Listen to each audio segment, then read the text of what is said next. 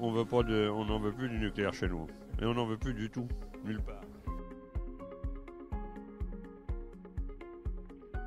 Pas forcément de dire ou d'exprimer, mais simplement comprendre le point de vue de ceux qui sont opposés. Moi, je suis favorable à titre personnel.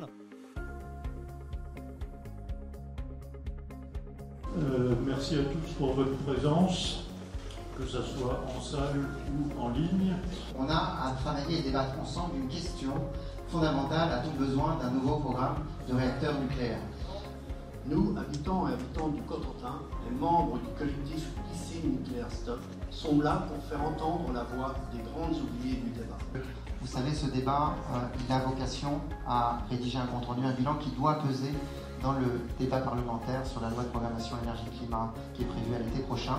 Les facilitateurs vont animer un temps avec vous pour recueillir ce qui semble être des points d'accord. Mettre en avant les arguments que vous portez les uns et les autres, soit pour être favorable à la relance, soit pour être défavorable. Le fait de poser les choses comme ça en disant soit c'est du nucléaire, soit on va dans le mur, c'est vraiment très binaire.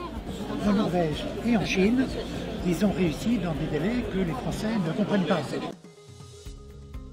Puisque nous passons à cette séquence 2 qui a vocation à avoir des présentations de différents scénarios pour le mix énergétique de demain.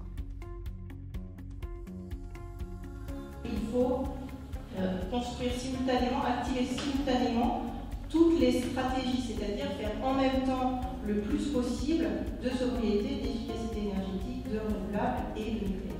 Je vous invite à lire vraiment le détail et qui donne notre vision, qui va être exposée immédiatement par Catherine Bobby, qui est la directrice de la stratégie du groupe EDF.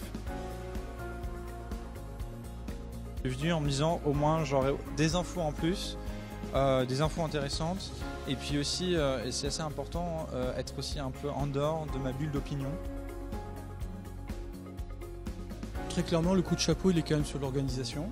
Coup de chapeau, on a réussi finalement à terminer le débat sans qu'il y ait de pugilat.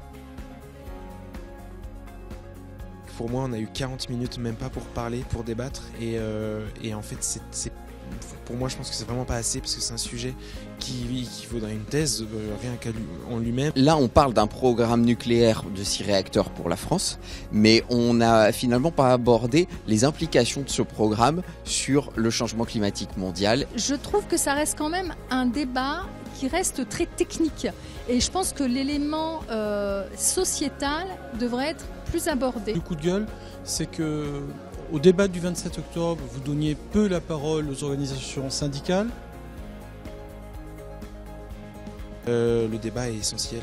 Le débat est essentiel parce que c'est ce qui permet d'avancer, ce qui permet de comprendre. Ce soir, c'était un petit peu rapide. Il me semble qu'il y a un niveau d'information qui n'est pas du tout équivalent pour tout le monde. Je trouve que c'est une bonne démarche, simplement. Encore une fois, je me permets d'insister. Il faut vraiment que tous les scénarios soient mis sur la table. Mais encore une fois, il est encore temps. Bon, je trouve ça très intéressant. C'est la première fois que je participe à un débat comme ça, qui était avec un sujet très important.